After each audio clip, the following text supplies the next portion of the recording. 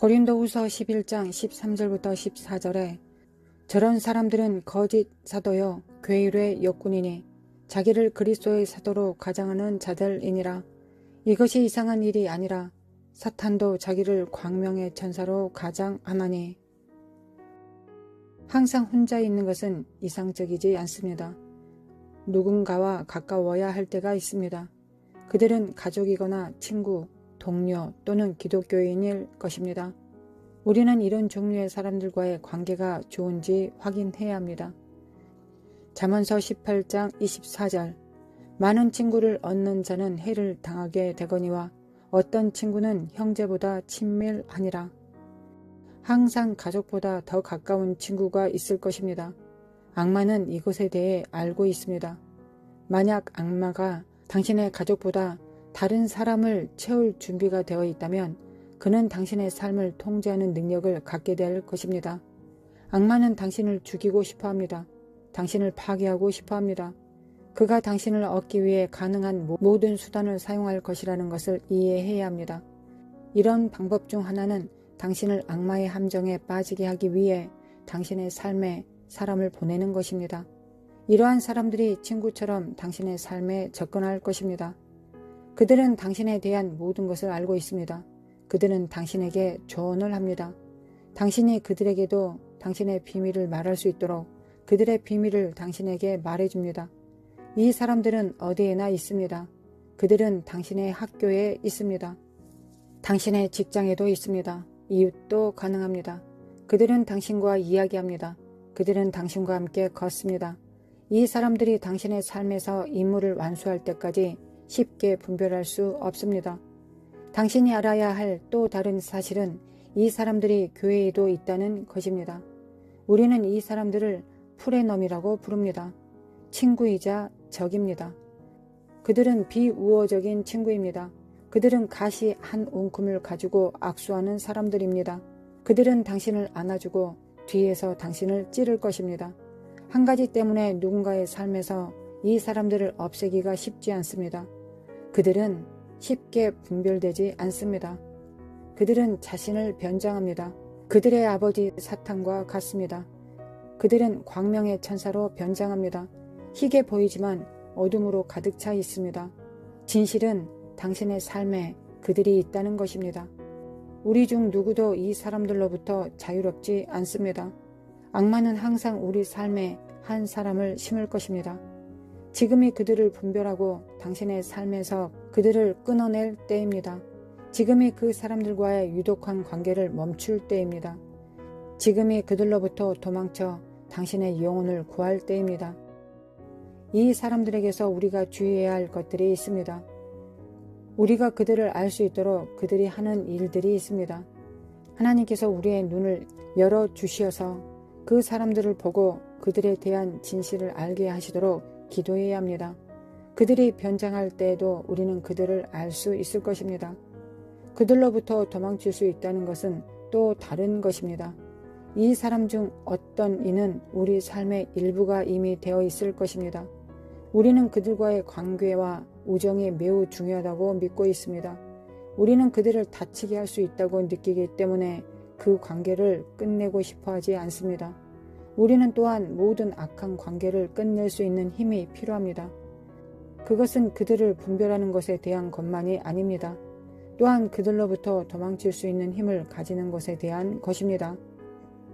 우리를 이 함정에 빠지게 하기 위해 악마가 보낸 사람들의 삶에서 주의해야 할 것은 무엇입니까? 당신의 삶에 악마에 의해 보내진 사람들이라는 사인은 무엇일까요? 첫 번째 사인은 그들은 당신이 악을 행하도록 부추긴다는 것입니다. 하나님께서 당신의 삶에 보낸 누군가가 당신에게 악을 행하라고 요구할 리가 없습니다. 악을 미워하는 하나님께서 당신에게 악을 행하라고 요구할 리가 없습니다. 그 악이 아무리 작더라도 말입니다. 이 사람들은 항상 당신이 어떤 종류의 악을 행하기를 원할 것입니다.